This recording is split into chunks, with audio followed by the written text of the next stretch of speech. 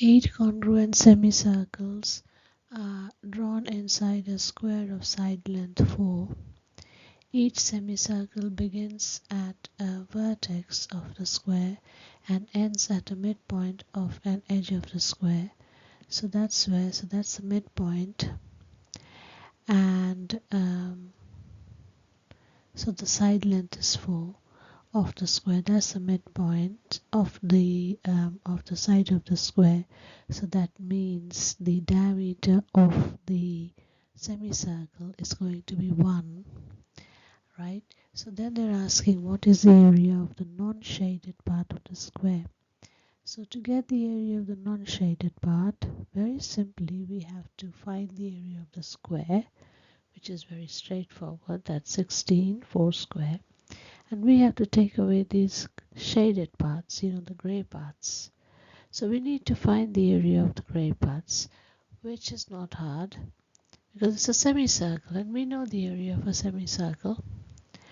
So it's pi r square out of 2, and r is 1, the radius is 1 because the diameter is 2. So the radius would be 1. But the problem is with these little white parts, we need to take that off.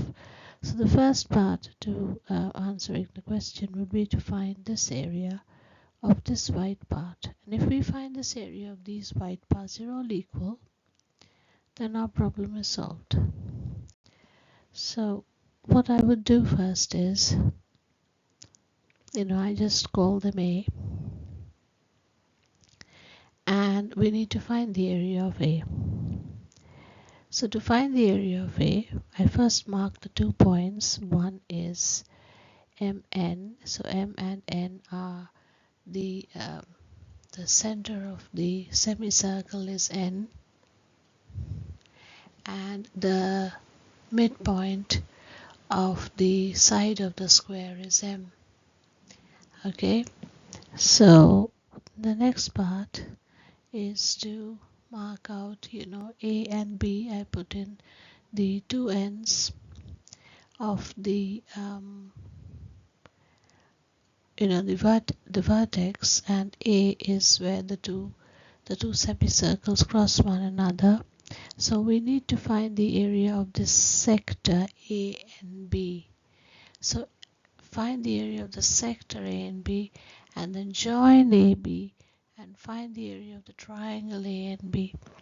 Okay, so that's what I did. So I join AB, and then AN is equal to NB equals 1. They're both the radiuses, and area of the sector ANB would be pi out of 4 because radius is 1, and that is 1/4 of the circle.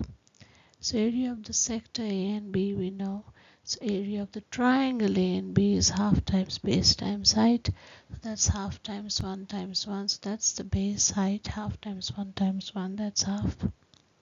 So now the important bit, the area of the white region A, and that would be, you have to subtract. So the area of the sector, which is pi out of 4, minus the area of the triangle, which is half.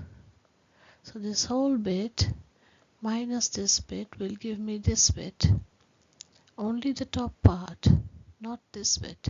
So that's why I have to multiply it by 2. So to get the, if I can draw this, so it is this part that we are finding out when we subtract the area of the triangle from the area of the sector. So I'd have to multiply it by 2 to get both of these. So that's what I did. So you would get 2 times pi out of 4 minus half. Pi out of 4 minus half is going to give you pi out of 2 minus 1. So the next bit, so we worked out what A is. So now the part is, what is the area of the square? That's 16. So now to find the area of the gray part. Okay, so the area of the gray part, if we look here, the area of the gray part, you see the gray part has a white part in it. And so I'd have to take the white part away. So, however, the white part is shared by the two semicircles. So I'd have to take the white part away twice because it's shared by both the semicircles. So I have to take it away twice. So for each A, I have to take it away twice, like 2A. So 1, 2, 3, 4. So I have to take away the A part 8 times because it's repeated. So the area of the gray part would be, so pi out of 2 minus 2 times 8, that is the number of semicircles you'd have. 1, 2, 3, 4, 6, 7, and 8. So 8 times pi out of 2, that's the area of the semicircles, and 10 take away 8 times A.